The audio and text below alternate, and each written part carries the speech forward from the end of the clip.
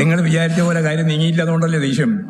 പിന്നെന്താ ദേഷ്യയിലാണ് പറഞ്ഞ നിങ്ങൾ ഉദ്ദേശിച്ചതുപോലെ ഈ കാര്യം കത്തി പടരുമെന്നാണല്ലോ നിങ്ങൾ ധരിച്ചിരുന്നത്. ഈ വരുന്ന അസംബ്ലി തെരഞ്ഞെടുപ്പ് വരെയും ഇതാണ് കൊണ്ടുപോയി നടക്കാനല്ലേ നിങ്ങൾ ഉദ്ദേശിച്ചിരുന്നത്. നടക്കൂല എന്ന് 24 മണിക്കൂർ കൊണ്ട് തീർന്നപ്പോൾ അതിന്റെ ഒരു ദുഃഖത്തിലും വല്ലാതൊരു വേഷം നിങ്ങളെ ചോദ്യം കേൾക്കുമ്പോൾ എനിക്ക് മനസ്സിലാകുന്നുണ്ട്. ഉത്തരം ഞാൻ നേരത്തെ പറഞ്ഞു. അസംബന്ധം പോരെ, പരാതി വന്നാൽ ഉടനെ നടപടി വരുന്നതാണോ അതിന്റെ അർത്ഥം? പിന്നെന്താ? ആരന്വേഷിക്കുന്നു? അല്ല, പാർട്ടി അന്വേഷിക്കുക എന്ന് പറഞ്ഞാൽ ഞങ്ങളല്ലല്ലോ അന്വേഷിക്കേണ്ടത്. അത് കേന്ദ്രത്തിന്റെ ഭാഗമായിട്ട് നിൽക്കുന്നതാണല്ലോ. അത് ഇവിടെയല്ല ഘടകം, ഇവിടെ ഘടകമില്ല. ഒരു അസംബന്ധം പറയുന്ന ഏതെങ്കിലും കത്തിന്റെ മേലെ ഇടപെടേണ്ട ഒരു കാര്യവും പാർട്ടിക്കില്ല. എന്ത് സംരക്ഷണത്തെ പറ്റിയാ പറഞ്ഞുകൊണ്ടിരിക്കുന്നത്? ഒരു പാർട്ടി മെമ്പർക്ക് എന്ത് സംരക്ഷണം പറയാൻ? എന്ത് സർക്കാരിന്റെ ഇടപെടക്കാരൻ? അതല്ലേ ഞാൻ നേരത്തെ പറഞ്ഞത്. അസംബന്ധം പറഞ്ഞിട്ട് വെറുതെ അതിന്റെ മേലെ വർത്താനം പറയണ്ട.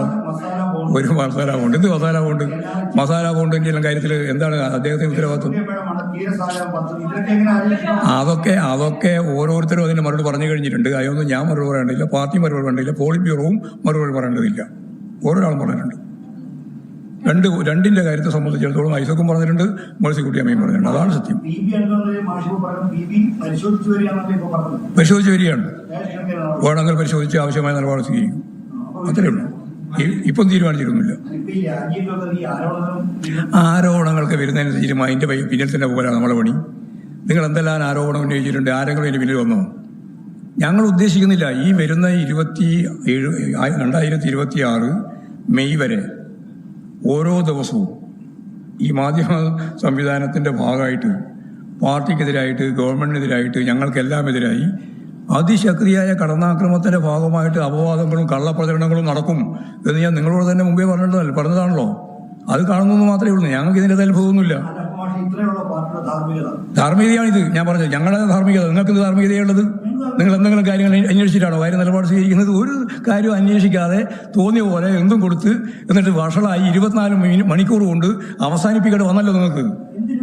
24 മണിക്കൂർ കഴിഞ്ഞിട്ട് നിങ്ങൾ എന്താ പറയാതെന്നാല്? അതന്നെ വക്കീലിനോട് ചോദിച്ചു. അതല്ലേ നിയമപരമായിട്ടുള്ള നിലപാട്. അത് ഞങ്ങൾ അയച്ചു. നിയമപരമായ നിലപാട് ഞങ്ങൾ സ്വീകരിക്കും. അപ്പൊ നിങ്ങൾ തന്നെ ആരോപണം, പിന്നെ ആരോപണം ഉന്നയിച്ചത്? നിങ്ങൾ മാധ്യമ സിൻഡിക്കേറ്റ് പോലെ പ്രവർത്തിച്ചില്ലേ കുറെ ആള്? എല്ലാം ഞാൻ പറയുന്നില്ല, കുറെ ആൾ അങ്ങനെ പ്രവർത്തിച്ചല്ലോ. നിങ്ങളൊരു കാര്യം മനസ്സിലായിക്കോ, CPIM-നെയും ഇടതുപക്ഷ ജനാധിപത്യ മുന്നണിയെയും തകർക്കാൻ, ഗവൺമെന്റിനെയും തകർക്കാൻ നിങ്ങൾ ഇപ്പോ തുടങ്ങിയ ഇതൊന്നും മതിയാവില്ല.